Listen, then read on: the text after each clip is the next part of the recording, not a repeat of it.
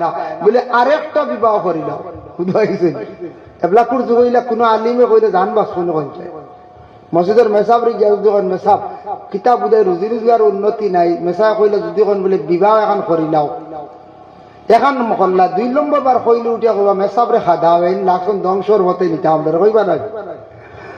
নবীজি কইলা 2টা বিবাহ করছেন বলে জিয়া আরো কয়দিন গেল ইয়া রাসূলুল্লাহ আমার তো আবো অভাব যায় না কিতা করতাম যা আরেকটা বিবাহ করিলিও করিয়া আমার কাছে আইও নবীজি কইছে 3 বিবাহ করার পরে সেই সাহাবীদের ঈমান দেখুন নবীজি কইছেন বিবাহ করছয় ইয়া রাসূলুল্লাহ বিবাহ পূর্ণ এখন আপনি কইয়া দেখা নবীজি ফরমান খালি বিবাহ করিয়া ঘরের বিবিরে খালি ঘরের মধ্যে রাখলে হইতো নাই তুমি জঙ্গলে যাও বাস আনো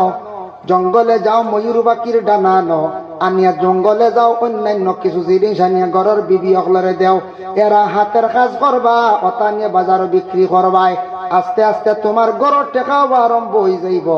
রসুলের আদেশ কমে জঙ্গলে গেছন বাস আনছন বিবি অকলরে আনিয়া বাস দিলা বিবি অকলে বাইন কাট করা আরম্ভ করলাম এই নসিহতটা কি কারণ সবক নাই যে আমরা খাইতে বড় বড় বাস নিয়ে দিলেইতাম বুঝাইছেন মাত্র রয়েছে আবো তখন বিবি অকলে বাস দিয়া বিভিন্ন জিনিস বানাইতরা এই সাহাবী বাজারের মধ্যে লইয়া যাওয়া আরম্ভ করলা বিভিন্ন সামান বিক্রি করা আরম্ভ করছেন করতে করতে প্রচুর টাকা পয়সা জমি গেছে খুশি হইয়া সেই সাহাবী গিয়া এখন ইয়া রাসূলুল্লাহ